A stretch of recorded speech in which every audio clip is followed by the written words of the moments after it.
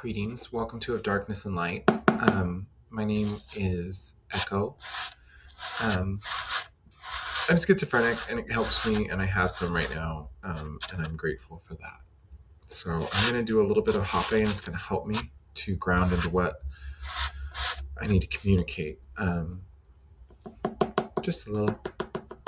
It's a tobacco-based plant medicine, kind of like a tobacco snuff. I'll blow it out into a tissue before a moment.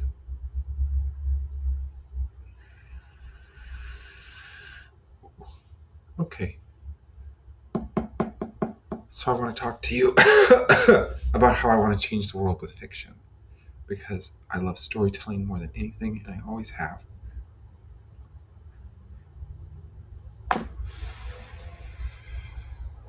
When I was a kid, I got my mom to help me write a book and make it put together.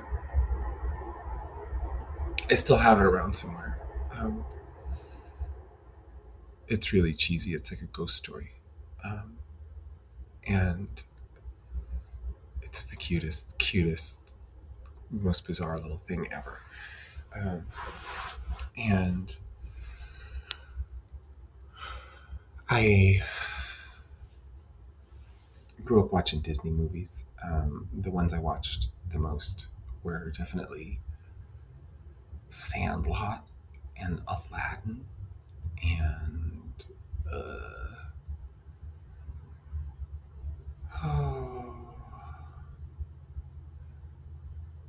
I watched Cinderella a lot. And I watched Beauty and the Beast quite a bit. I didn't like The Lion King so much because it hurt my guts. But I love mythology in fiction, and much later just watched the documentary interview series with Joseph Campbell instead of reading his books, and heard the call in that. And I was like, one day I'm going to write mythology that's going to help the world be better. And I was in the middle of kind of a spiritual, heartful awakening. And so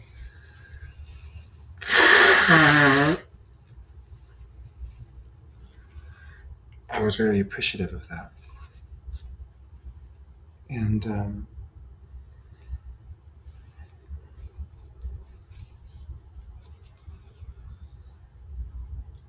when I was a teenager, I think probably in 8th and 9th grade, I found the cameras in my video production class, and I started making little movies. And then I got to begging to get a camera for Christmas. And I knew if I stuck with those things long enough, I would get one. But it was always a game with my parents. There was never a yes. Never, ever. It's just always a manipulation fest about anything that revolved around money, especially if it was like steering me towards artistry.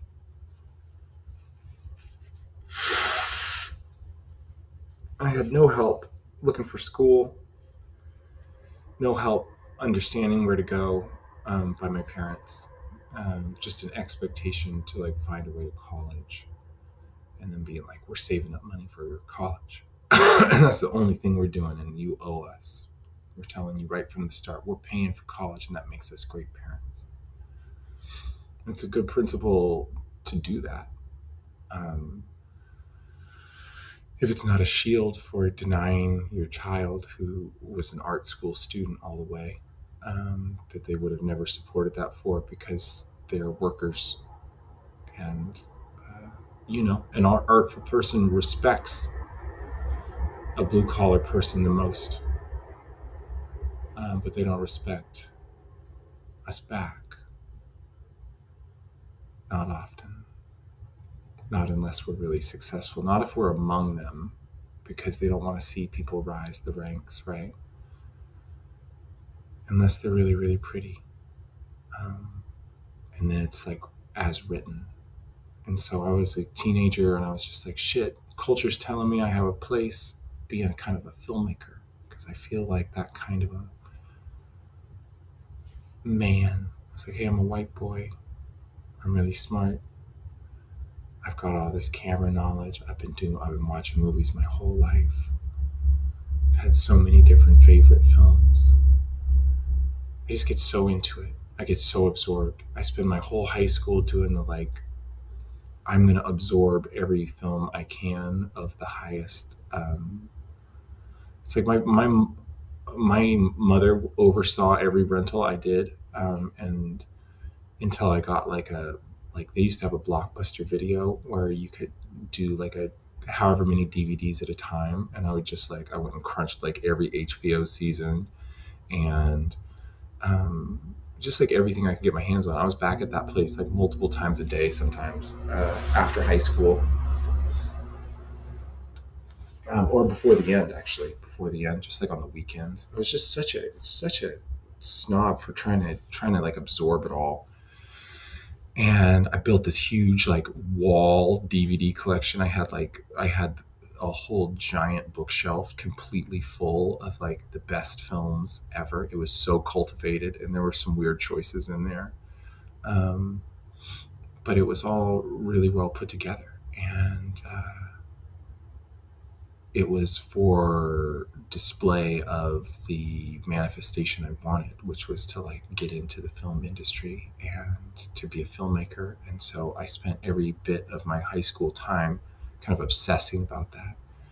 And every single year of high school, I was like in the video production class, and I like never once did the actual, never once, because I skipped the first semester of high school's video production class, because I got weirdly mind fucked at the end of junior high, and when I came into high school, I was bitter, and I just didn't want to sign up for video production one in high school. So I was like, "Fuck that, dude! I don't want to go back to the beginning. I know exactly what's going on with all this stuff. I don't need to do this." So at the near the end of the first semester, I went and talked to the video production teacher, and I was just like, "Here, this is what I did in junior high. I was the person who ran the like video announcements there. Um, I want to go into your advanced class." And they were like, "Okay, cool, hot." And they put me in the advanced class, and then they didn't like they. I think I did the first semester I was in that class. I actually did the class, but then I also was like immediately just like the person running the whole background production and just like infesting it all with devious creativity. And then I started making videos, and they were just like the weirdest things ever. They would give, like the office would give us assignments, and I delivered the message in the weirdest, most creative way possible. And then eventually I got our videos banned for a while because I made stuff that was just like fictional. And I coerced my teacher into letting me do it by like having us give this huge disclaimer. He's like, "All right, let's try it." And yeah, the principal office was just like, "You don't make any more like suspense horror thrillers that literally have nothing to do with anything about school and play them for 8 minutes after you give some announcement." Um, it was cool though. I was like a legend for a minute. Um, but Then I went to film school, and I was the youngest person there, and I was a brat, and I knew I was talented, and I was surrounded by a bunch of older folks who were better at like passing the written tests, and then they didn't give me any opportunities to. I was in a writing theory class where the teacher and I were just geeking out on film theory, and and then we all had to write scripts to be submitted for production. And I submitted my script, which was about like a kleptomaniac who kind of like broke down through the dysfunction and finally admitted it to somebody by like having stole something, and then just like showed up and like gave it back to them. They were looking for simple stories. And it wasn't even giving back to them. It was just like showing somebody who knew they were all fucked up in the head that they were stealing shit again. And it was just like, it was really simple and young, but it was sweet. and they liked it, but they didn't like how it was artfully done, and they wanted it to be of like rigid structure, and it was like perfect. It was like a perfect little story. It was just different, and that's what my stuff always is. It's just different. It's just I don't like convention. I like always playing with convention, and you can if you have a little bit of like play in your head, and I just go really hard on that. And I've never had anybody who will work with me who's not um, I don't know, who's bringing any kind of like equal measure of talent, and it's really frustrating. I've never worked with another talented person on the same level who doesn't have an insecurity about it. It's like I'm the kind of person where it's like I love every idea that comes out, and I'm just hot about being the person to coalesce them because I love being the creative lead on some kind of project. It's just my happy place. My favorite days in my life, favorite whole days, have been production day on sets I've put together. I filmed this thing called Stone. It was my I'm a boy lie. Let's unpack this. I don't have anything to say with all of this filmmaking acumen because um, my storytelling roots are corrupted because I am so consciously aware that I am a suppressed trans woman. So I'm going to make a canon ripoff. Like it's the perfect. If the perfect weapon was made by Michael Mann was my idea, while also putting in the I'm going to like manifest a 12-year-old boy that's like Wes Anderson's 12-year-old boy, but it's the boy I hated, and I'm going to make it as him. And so I made every decision as stupid as I possibly could, just like channeling blatant, childish, let's be cool. And then like every time it didn't make sense, I was like, perfect. And then I let people make mistakes, and I was just like, that's the funniest mistake I've ever seen. I think we're going to roll with that.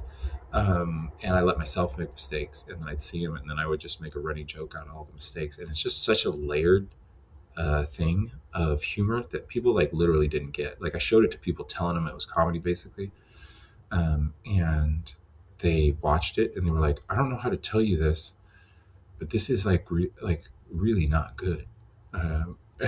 And I'm like, I made the funniest, gut churning, like well produced, independent, handheld schlock of like such intelligent humor, and nobody seems to understand it. And then eventually I got some people to watch it who were like, I get what you were doing. And I did, and like I'm just going back to that look on their face now. They felt stupid. They felt stupid because they watched it the first time, like, this is bad. And then I finally got them to look at it and figure out that it was kind of basically a joke on those films. It just used like minor key music. I'm not going to use major key music just to tell you there's jokes. Like, do, do, do, do, do. No, dude, I'm playing. It's a canon movie, dude. Jeff Speakman's got to kick that dude's helmet in the face, and his dad's got to forgive him for not murdering somebody.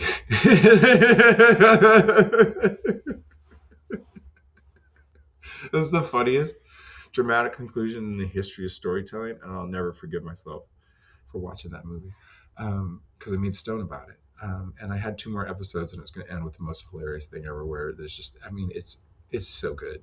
It's so good. I highly recommend it. I'll link Stone in this. But I I started writing when COVID hit, and I wrote a book in notebooks. There's like 5 notebooks. It's called Coreward Impulses, and it's hot. It all takes place on a space station, and it's like there's like a criminal underground, and this person's coming back after a long time, and there's somebody who they knew who is integrated with technology and like a part of the machine, and they can only have like direct contact with them through simulation, and she's having all these dreams about the future, about like getting people from this planet are from the space station and a part of course, a very oppressive. And this one is a autocracy run by it was actually a malevolent AI. It was just like, and that's what I'll do too. Is like, hey, I'm going to stick with that one. It's like I can do a malevolent AI story. That's possible. It's scary, but um, it's just like, we get what we create, right? And so there'll be a part of that in that story where it's like, hey, these people did wrong in the way that they cultivated the life they created. So this is the result of that, is an oppressive society. Um, and It was about getting people stealing a ship, traveling across the galaxy to some kind of like planet where they were going to go into the core. And basically in the second book it would be the whole travel. It would be a space travel book, and then the end of the second book is them going into the core of the planet and like entering a heart light and transforming themselves. And then the third book is like they come back to earth and they're like, um, because everything that was left had one remnant at that point, which was actual literal human earth. And then they were going to basically take place as the specters and spirits that we see, steering people towards a better future. So that's a hot sounding book. It's called Forward Impulses, and I'm going to go back to write it one day. It was the two characters who were in my short story called Radical Pair, who are Corrigan and Paisha. And so in the story, the actual book, it's going to be sad because Paisha's coming back. She left and then she comes back and he's like not even there in body anymore. And so it's really frustrating. If you like those two characters, I just wrote that short story and I was like, damn, that's going to be sad. But there's some flashbacks. I like wrote it. And that's the thing, is I'm going to write it again for my guts. I won't even look at it, I don't think. Because that one I'm going to completely do my own hamartia of, because um, I don't want to try and edit the language. It was the first time I ever wrote narrative prose, and it was rough. It was rough. I was just dumping, and by the end, it was like I couldn't even figure out how to land it because I wasn't doing it intuitively. I was writing straight through, just like I always do, um, but without much of an outline. But I was outlining too much, and then I got to the end, and I had too many ideas of outline that just didn't coalesce, and I didn't have the flexibility in my process to get there. So, anyways, um, I'm alone. I'm trans. Nobody's dating me. My heart's broken. I'm thinking I'm just gonna like wait for somebody to just be my friend, and we wanted to write books together, and um, maybe it was just me, but it was talked about. It was like one of the sweetest conversations I ever had. And it was just like, yeah, if I ever want to get to do the thing I told you that I wanted to do the most, I would contact you. I'm like, okay. Well, I'm really heartbroken. Everybody sucks, and I just really want a friend. I don't care about anything. I just want a friend. I can bang people when I want. I want a best buddy. So I'm going to start writing. And then I got abused, and then I became schizophrenic, and then it's the saddest story in the fucking world. And I'm going to skip back to the end where it's like, hey, in the middle of it, I wrote all these stories that teach about schizophrenia from the inside out. Um, I wrote so many short stories that are incredible. I became a writer of really generous possibility. And um, Space opera, I genuinely want to, I believe it with a little support, I could be the best space opera writer in human history, back and forward. I would love to own that. I don't know how you could look at my work knowing it's still unfinished and not think that that's possible. It's like, it's so incredible. And I don't have to always do trans pieces. It's just like Echo's trans, Miriam's trans. I'm writing a lot of stories in that perspective right now, but I already have stories on the docket and ones that I've started that are about cisgendered women as leads. And I'm going to do men as well. I did that for the first time with Wizard, and I'm happy about that. I'm really happy about that one. And so I'm going to continue diving into all expressions of storytelling. I have a story I want to write for my daughter called Big Journey. And it's just like, I have some music, and it's just like, it's the sweetest thing in the world. I just can't write it when I'm not seeing her.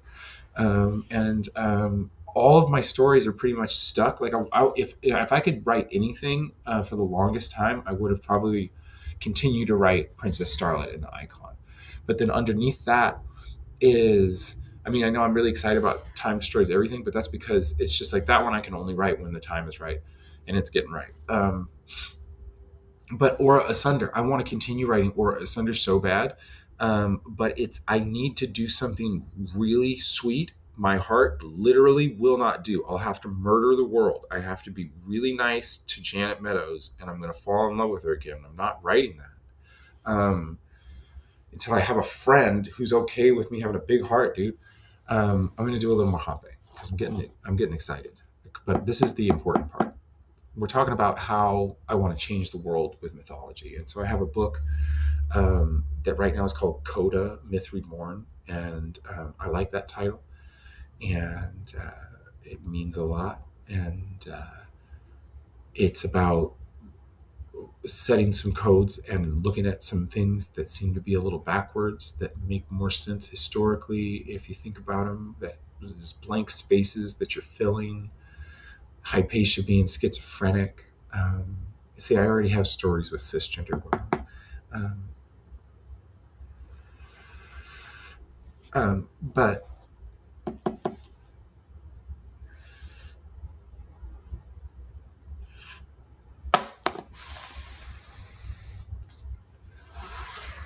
I truly believe in something I've been talking about a lot in my last video, which I highly recommend, especially if you're somebody who I've been looking for help from. I'm going to leave it up forever until you help me. And I'll probably change. I'll put your full name on it eventually if you don't figure something out.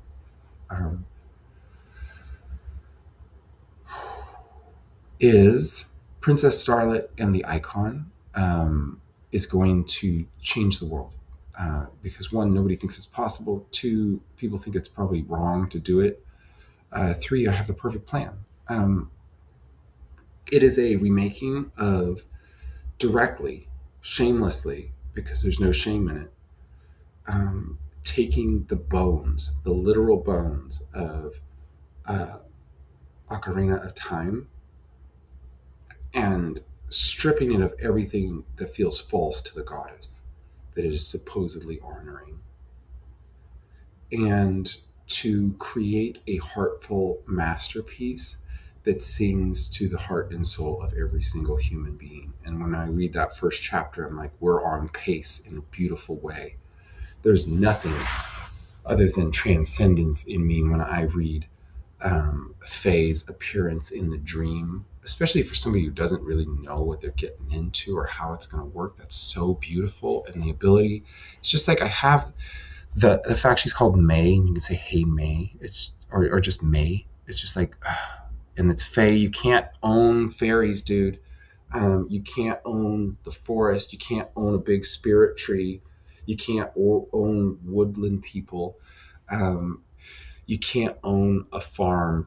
And that's where everything changes, because this is a story about found family, because that's what we're meant to do, is make families. And that whole game begins in your heart when you're running around the farm throwing chickens, talking to those nice, weird people that are at the farm. And you're like, I love this place. This is my home. You get a horse and you go explore from there, and you go to the castle and you meet a badass bitch. And then you find out she's a killer too. And then you start killing shit because there's evil in the world, and you start wrecking things. And then you meet cool people and you go on an adventure and you start learning things and discovering things about yourself and the world around you. And then you get all this power and you realize you have to go back. You have to go back to the places you've been. And you have to go back with the fierce intelligence and the ability you have now to go deeper, because everything is magical again and everything is time, dude. And then you explore what we are really a part of, and you fight evil.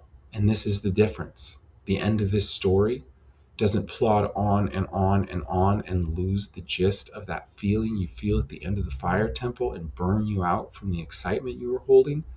It holds it the whole time, and it rides it until Ganon is broken, whoever Ganon is, and brought back to the farm in the sweetest scene ever that I implore you to consider the end of the Sisters Brothers about, if you've ever seen that film, because it's about healing that masculine.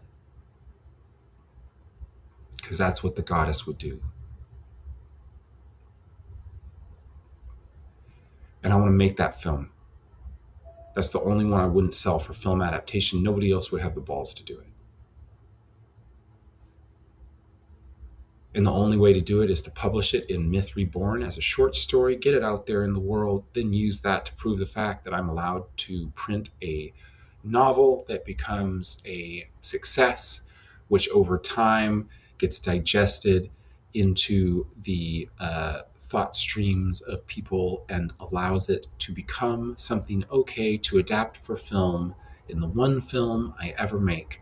I am a filmmaker at heart who fell in love with English, who is disabled and doesn't want to be the center of attention or necessarily anything other than some kind of helpful force of production and perhaps music supervision on her own productions, and to sell things for people to just wreck however they wish, if it's appropriate, right? And to transform, especially with my science fiction. It's like I have a character named Echo, who is somebody who reappears through time in all different ways. And this Foundry series I'm working on, I imagine Echo being able to be played by different actresses and actors. Sorry, I prefer the term actress. It's a product of being a trans woman. I would want to be an actress. Uh, but that's what's up. Is I have a lot to offer, and my dream. I just feel like I've reached these moments where I feel like I hit my angel, where I got my feather balanced, where I figure out what's right and wrong, and I'm right on top of it, and I'm ready to do the right thing. And I feel like I'm there. I feel like I'm permanently riding that rightness. Like I've hit my fire temple, and I'm trying to find people to hit theirs so they can stand beside me and believe in this future I've felt, where my fiction makes a difference and it changes things for the better. And specifically, Princess Starlit and the Icon is created into a film where it turns people into angels when you reach the end of the fire temple. And if you felt the most extreme feelings of your life when you reached the end of the fire temple and it was absurd, I implore you to think that it might have felt forward to watching the film that I make, because that would be pretty cool. Anyways, thank you for listening. Please help me in my art. I am in a desperate state, and I need help in other means as well. So this is just an offer to the ether. And I hope you listen, and I hope you see that I am a beautiful person from the inside out. And I'm ready for the world to see me as who I am, which is only that. An artist and a storyteller who has been let down by culture their whole life, and who has been abused, disabled, outside of their own control, entirely fighting it the whole time valiantly, saying it again and again, not being believed for their transness, because there is an innate distrust in the intelligence of a trans human being, because how dare they think that they could be valid? It's okay. Forgive yourself. There's some maliciousness in there towards me for being who I am, and it's in you, and it's not your fault. It's not your fault. It's mythology. It's bullshit. It's exposure. It's the executive order placed against trans women that embarrasses you to have not stood up for. That just went by. Nobody said anything about it. How do you think every trans woman feels? Abandoned. How do you think you all look at us like you abandon us? What the fuck? It said we're abusers of children, and they put it in writing. I've lost my daughter, and you all won't stand up for me. And you're like, you're not a victim of anybody. Nobody owes you anything. That's such a projection. I'm owed so many things on so many levels. That's ridiculous. And I can't get one outstretched hand. And I just want to share my storytelling. And guess what? I deserve to. I've been really messed up by everybody, and I've been doing the best I can. I've explained it a million times. It's disgusting that people have made me do this. It's disgusting. Absolutely disgusting. I don't want to be permanently of embodied cognition. I wanted to be me. I could have done all this as a person with a fully functional, non disabled mind. But now that's the only thing I can do. And I've been trapped here at this beautiful place I love, and nobody will help me keep. And if I had just like support to stay here, all of a sudden I could produce like somebody who wasn't living under the constant stress and threat of detransition. Can you imagine? I have to drive into a clinic tomorrow. I'm having an appointment. It's going to get me updated prescriptions. I can't even think about it. I'm going to want to puke. I shouldn't be driving. Sorry to berate you.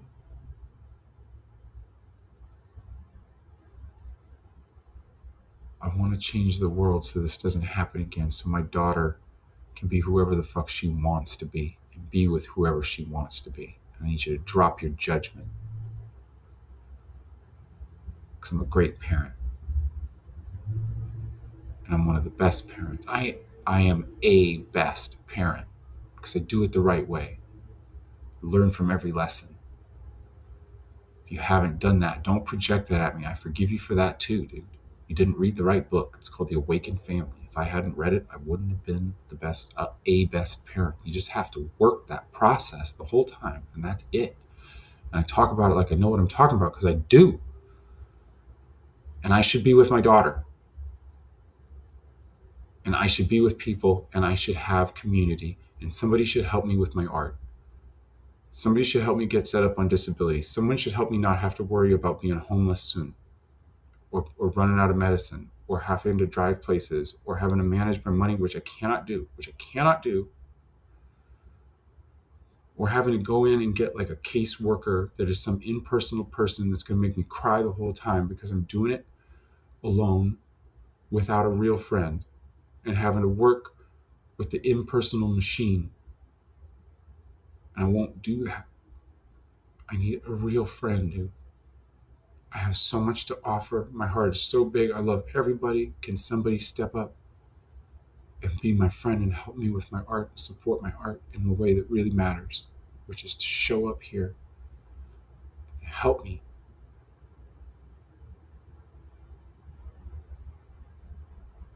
Thank you.